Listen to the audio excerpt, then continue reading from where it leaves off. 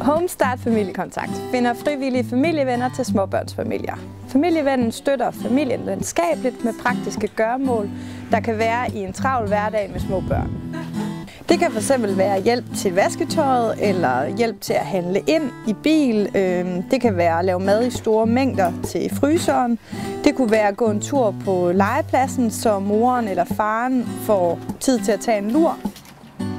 De familier, der henvender sig, de er sårbare og er af den ene eller den anden årsag under pres. Det kan fx være, fordi at der er sygdom eller handicap i familien. Det kunne være skilsmisser, eller så kunne det være tvillinger. Det kunne også være, at familien lige har fået en lille for tidligt født baby.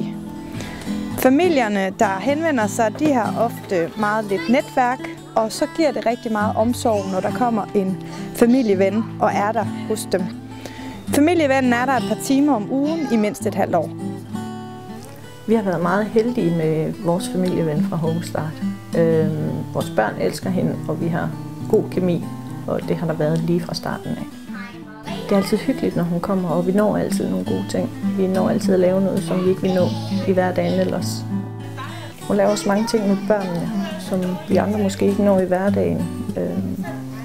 Og det er jo skønt, at der bliver læst historier og nogle forskellige ting, mens vi andre så kan lave lidt. Der er rigtig mange familier, der henvender sig, så derfor er der også brug for rigtig mange familievenner. Vi har mange afdelinger rundt om i landet. Det kan I se mere på Homestart, og det er home-start.dk.